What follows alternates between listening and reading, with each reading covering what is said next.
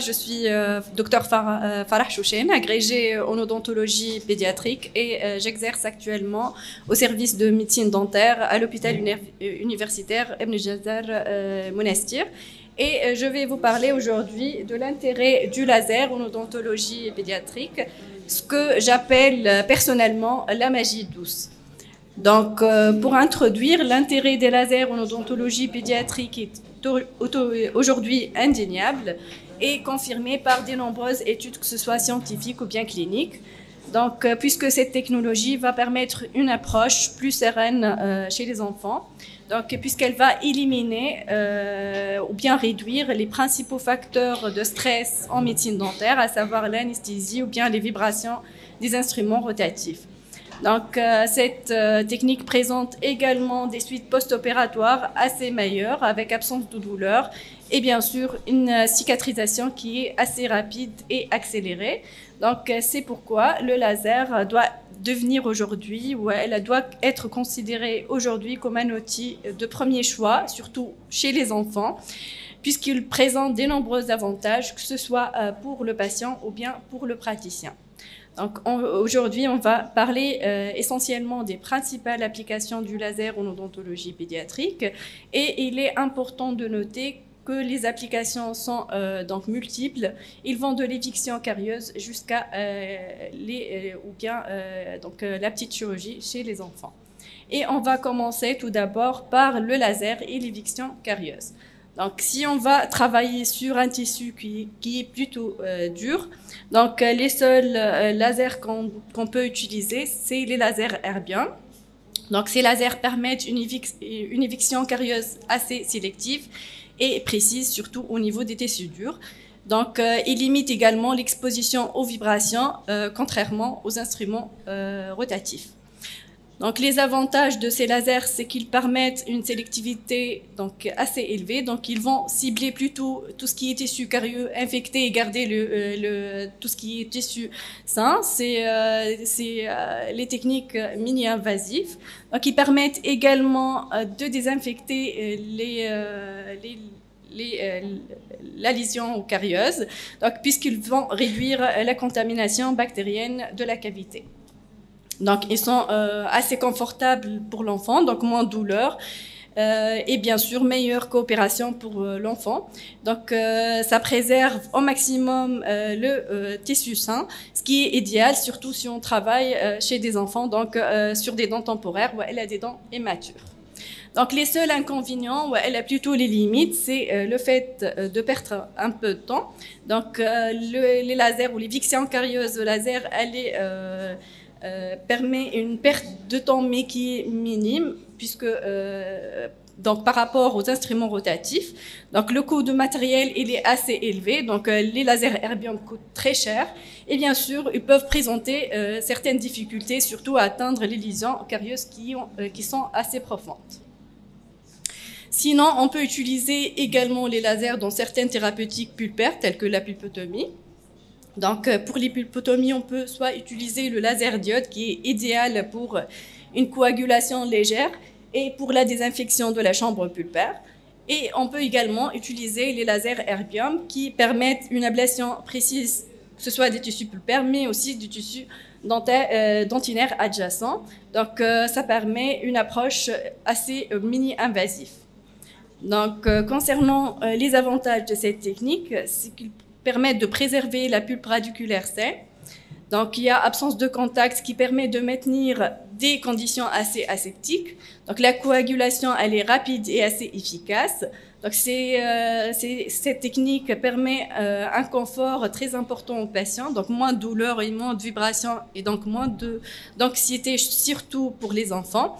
Et en plus de ça, ça stimule la cicatrisation, donc ça favorise la réparation pulpaire et limite les infections ou l'inflammation post-opératoire, et donc ça réduit largement le risque d'échec, surtout lors de la réalisation des pulpotomies. Sinon, on peut utiliser également les lasers en chirurgie buccale. Donc, ça va dépendre du type de tissu sur lequel on va travailler. Donc, c'est un tissu plutôt pigmenté ou bien très vascularisé. On peut utiliser les lasers diodes ou les lasers argans. Donc, pour les tissus qui sont peu pigmentés, donc les lasers erbium vont être les plus efficaces. Donc, pourquoi on choisit de réaliser les petites chirurgies chez l'enfant par le laser, puisque ça facilite énormément donc l'acte chirurgical en lui-même.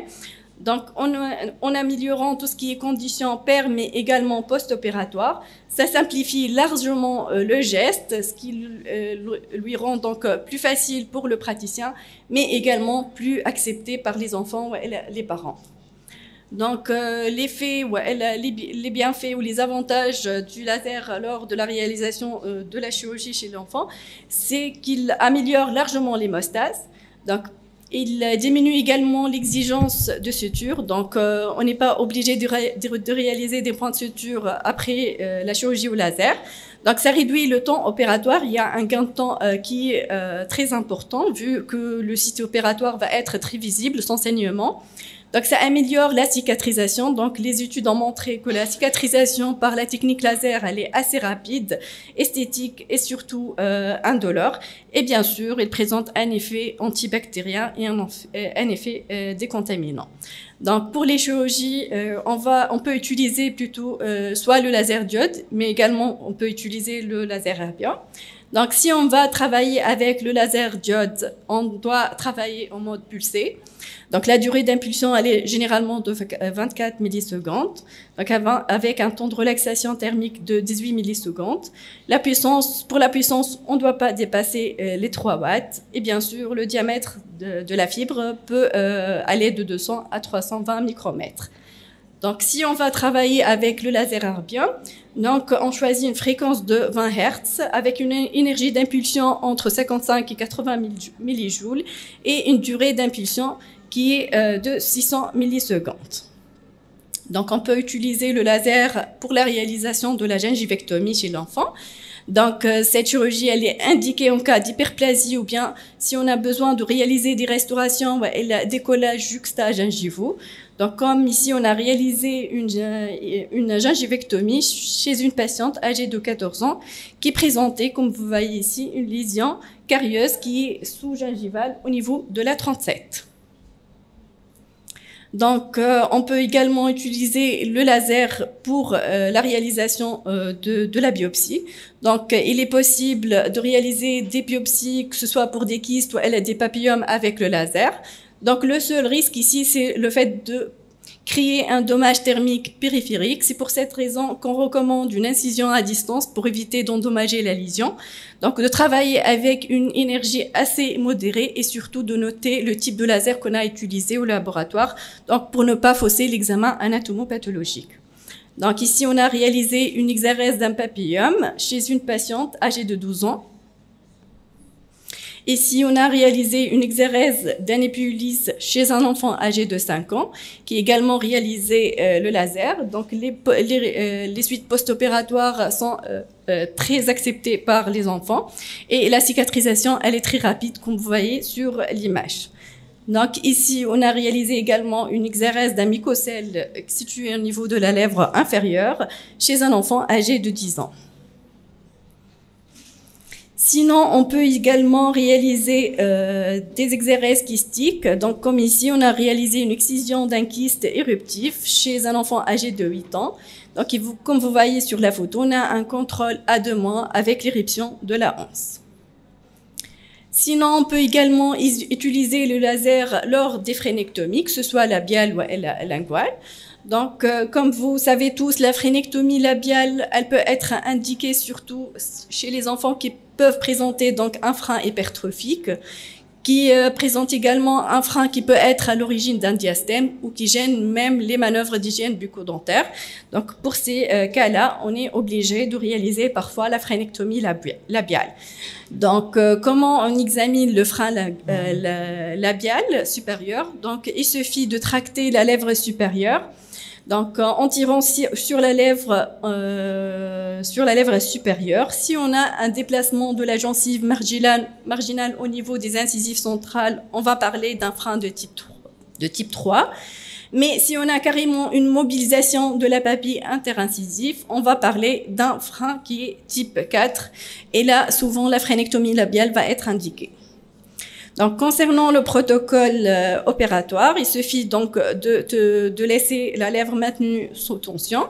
Ensuite, on va réaliser une première incision qui va être réalisée dans l'axe du frein, donc tout en maintenant une légère traction de la lèvre supérieure.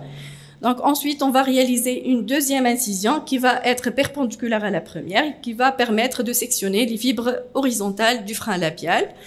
Donc, comme vous voyez sur cette photo, il y a absence de saignement.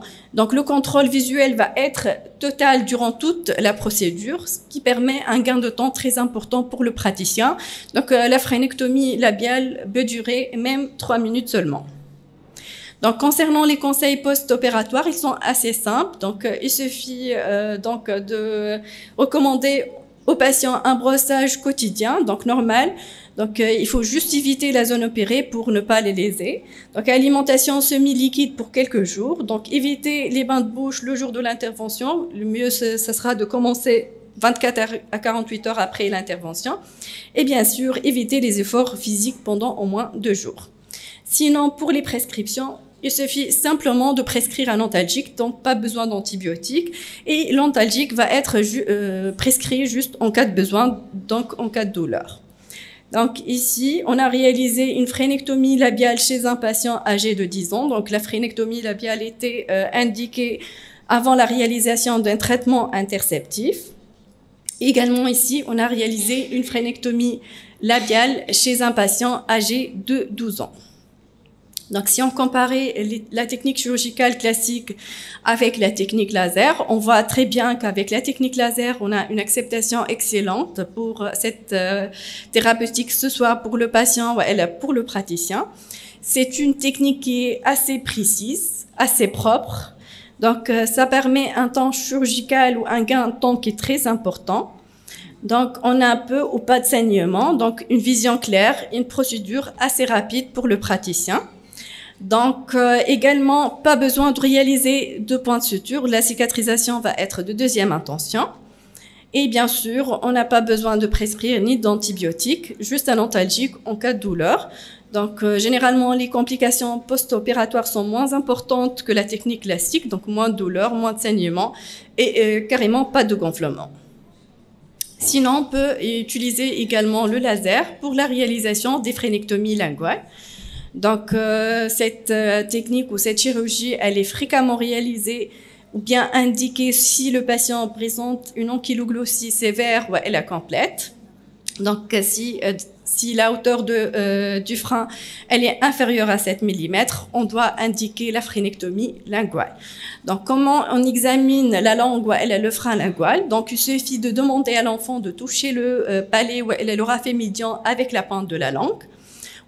Il suffit de demander à l'enfant de tirer la langue vers l'avant.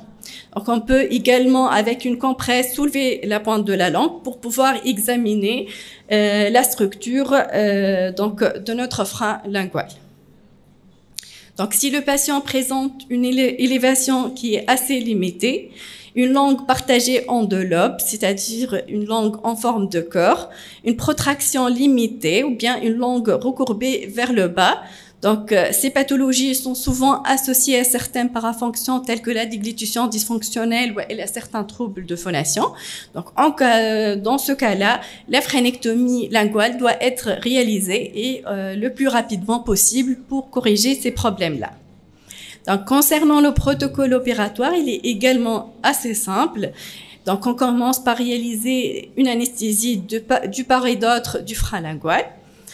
Ensuite, on doit réaliser une traction pour mettre en évidence le frein. Donc, la pointe de la fibre, elle doit être dirigée selon le tracé de l'incision. Généralement, on travaille avec un angle de 45 degrés. Donc, la fibre laser doit être toujours en mouvement pour éviter de carboniser les tissus et donc de créer ou d'endommager les structures anatomiques de la langue. Donc, il ne faut pas également déchiqueter les tissus par le laser. Donc, c'est l'énergie laser qui va réaliser la coupe. Donc, il faut éviter de travailler avec des puissances très élevées. Donc, les puissances élevées peuvent augmenter la température, ce qui provoque une carbonisation et une coagulation en profondeur et on peut endommager les structures anatomiques de la langue. Donc également, la cicatrisation va se faire en deuxième degré. Donc la couche blanche que vous voyez sur la photo, ça témoigne d'une bonne cicatrisation. Donc c'est pas du tout une complication. Pour la phrénectomie linguale, on est obligé de prescrire une rééducation linguale à l'enfant qui doit être commencée une semaine au moins avant l'intervention et qui doit être complétée 2 à 3 semaines après. Donc, on va prescrire aux patients des exercices de protraction et de stimulation de la langue. Donc, ici, on a réalisé une phrénectomie linguale chez un patient âgé de 9 ans. Donc, et vous voyez très bien la protraction et l'élévation de la langue qui est devenue normale. Donc, si on comparait également la technique chirurgicale classique avec la lame froide, avec la technique laser, on trouve que le laser est moins douloureux que la lame ou le bistouri classique et ça nécessite beaucoup moins d'anesthésie. Donc, la facilité d'utilisation et la précision du coupe permettent une visibilité parfaite pour le praticien. Donc, la technique ou la phrénectomie linguale va être plus rapide. Ça permet également une bonne hémostase. Donc, pas besoin de réaliser des points de suture. Donc, on a également moins de douleur par formation au niveau de surface d'une plaie de coagulum de protéines qui va protéger la plaie. Donc, absence d'hémorragie ou d'infection post-opératoire, absence d'escarmiqueux et un œdème qui est nul ou bien léger. Donc, concernant les recommandations, lorsqu'on travaille avec le laser, on doit aménager une salle d'intervention qui doit être déterminée, bien sûr, balisée par des pictogrammes. Donc, il est important de réaliser une protection individuelle. Donc, le laser peut provoquer ou elle a endommagé de façon très importante la rétine. Donc, c'est pour cette raison que le patient ou le praticien doit être protégé par des lunettes. Les lunettes sont spécifiques à chaque laser ou à chaque lumière tente.